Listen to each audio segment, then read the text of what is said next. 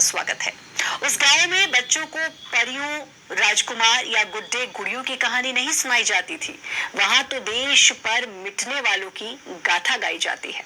जिस गांव की फिजाओं में गूंज रहे हैं आजादी के तराने, जहां नौजवानों को दी जाती है सख्त ट्रेनिंग, जहां हर नौजवान कहता है मेरा रंग दे बसंती चोला रंगते, जहां हर घर से भारतीय सेना में शामिल है नौजवान, जहां कई पीढ़ियां कर रही हैं देश की सेवा, जहां की बहादुर बेटियां सेना में अपनी हिम्मत का लोहा है मनवा रही। आप भी देखिए एमपी का आर्मी विलेज बैतूल में फौजियों का गांव।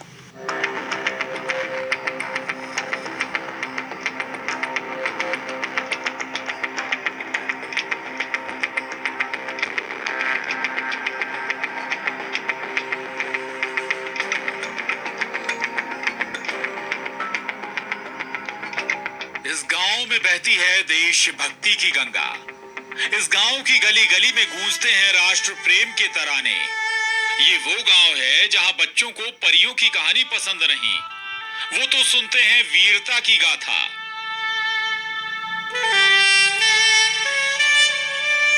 स्वतंत्रता संग्राम सेनानियों के बलिदान की कहानी।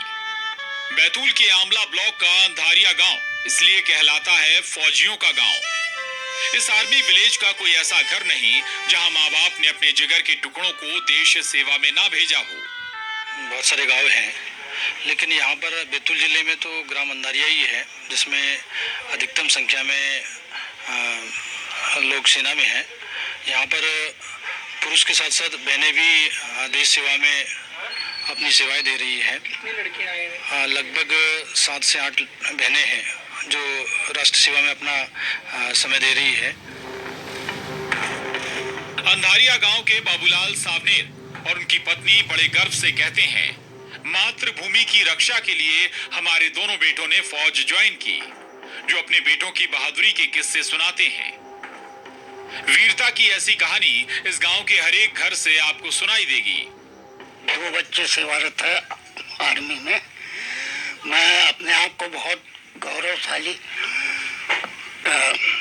महसूस कर रहा हूँ।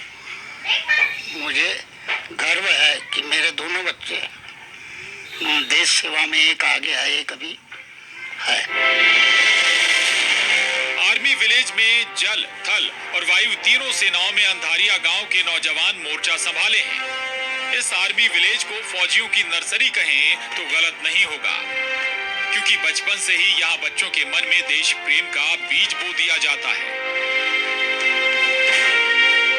जितने भी हम लोग यहाँ फौजी है वो लोग हेल्प करते हैं। अर्ली मॉर्निंग सुबह 3:30-4 बजे उनको उठा देते हैं। एक शेड्यूल बना के रखा है गांव वालों ने कि यार इतने बजे उठना है, इतने बजे जाना है करके। तो वो लोग रनिंग करते हैं, उनकी फिर एक्सरसाइज करवाते हैं। तो 2-2.5 घंटे एक्सरसाइज चलती है, उसके बाद में फिर अपने अपने काम में मगन हो जाते हैं। यहाँ सेना की तरह ही सख्त ट्रेनिंग से गुजरते हैं नौजवान। फौजी और रिटायर्ड फौजी नौजवानों को फौलादी बनाते हैं जो दुश्मन से लोहा ले सके। 3000 की आबादी वाले अंधियारिया गांव में 250 से ज्यादा नौजवान भारतीय सेना में सेवा दे रहे हैं।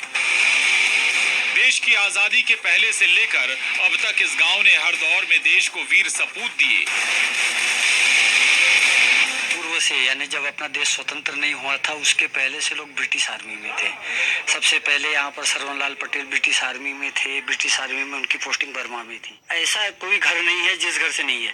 तकरीबन हमारे गांव की जनसंख्या 3000-3200 के आसपास है, लेकिन यहाँ पर 250 से 300 सिपाही है और हर घर से, लगभग हर घर से है। कुछ घर तो ऐसे है जिनके घर से 2-2, 3-3 लोग हैं। अंधारिया गांव की बेटियां भी किसी मायने में कम नहीं। उनकी उड़ान तो हिंदुस्तान देख रहा है, जो देश सेवा में कंधे से कंधा मिलाकर डटी हुई हैं हर मोर्चे पर। इस माँ को भी अपनी बेटी पर नाज है। हाँ, माँ का दिल है, बेटी की याद भी सताती है, लेकिन उससे ज्यादा इस बात का गर्व है कि वो एक फौजी की माँ है। माँ का मन है, कभी होता ही है, याद आती है। बहुत बहुत दिन नहीं दिखती, आती नहीं तो, पर ऐसा कुछ नहीं, बहुत अच्छी है और अच्छी सर्विस भी है, कोई टेंशन नहीं। आर्मी विलेज ने तो कई इबारत लिखी हैं, जहां ऐसे ही रक्षा का बंधन महिलाएं बांध रही हैं कि देश को दुश्मनों की बुरी नजर से बचाना, देश की रक्षा में अपना सब कुछ न्यौछावर करने का जज्बा पैदा करने वाले इस गांव और यहाँ के हर उस शख्स को सलाम जो मां भारती की सेवा में अपने जिगर के टुकड़े को न्यौछावर करने के लिए हमेशा तैयार रहते हैं। ये गांव यही कह रहा है, दिल दिया है, जान भी देंगे ऐ वतन तेरे लिए।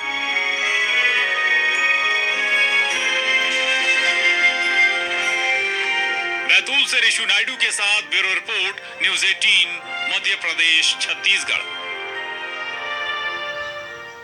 अब बात उस वीर सपूत की